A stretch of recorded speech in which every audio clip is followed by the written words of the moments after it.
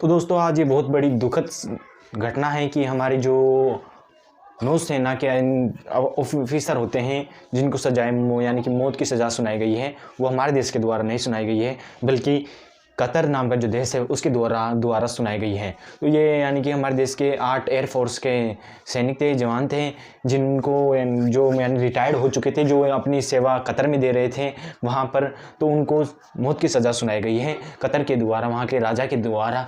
तो उसका ऐसा कोई कारण नहीं बताया गया है, कोई स्पष्ट कारण नहीं बताया गया है कि हम इसी के कारण दे रहे हैं। उसकी यानी पूरी डिटेल से उसके बारे में बात नहीं की है, कुछ ही बातें की हैं जिसके बारे में मैं आपको बताऊँगा।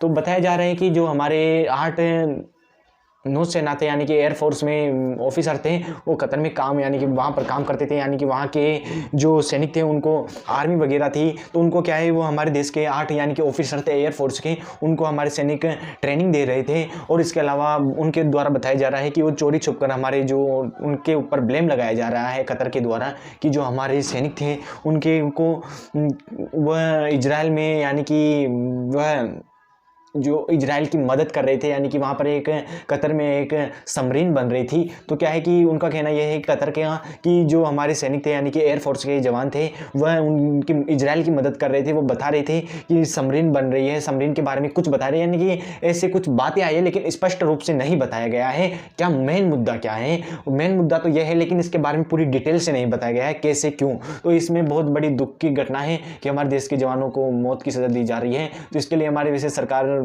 प्रयास कर रही है कि ऐसे किस तरीके से उनमें से कई सैनिक थे, 1-2 सैनिकों को तो हमारे जो पूर्व राष्ट्रपति रह चुके हैं उनके द्वारा इनाम भी दी गई थी, यानी कि कुछ इनाम मतलब वो सम्मान भी दिया गया था उनको, और लेकिन उनको सज़ा सुना दी गई है। तो वो हमारे देश के सैनिक कर रहे हैं, यानी कि हमारे देश के गवर्नमेंट कुछ कर रही है उनको, और हमारे राजनीति यानी कि हमारे फॉरेन मिनिस्टर एस जयशंकर भी है, वो भी कोशिश कर रहे हैं। वैसे तो बहुत नाम चला है उनकी वजह से हमारे देश का, वैसे पहले भी नाम था लेकिन इनके आने से मेरे को लगता है हमारे देश का नाम बहुत ऊंचा गया है, इंटरनेशनल लेवल पर ज़्यादा और भी चलने लगा है।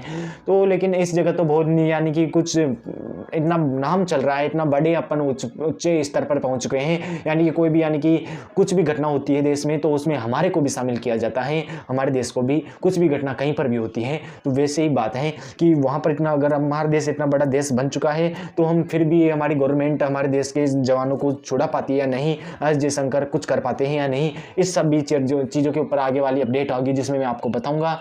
और इससे पहले भी यानी कि ये अमेरिका के जो जवान थे वो कुछ कतर में फंस गए थे, कतर में नहीं हमास में फंस गए थे।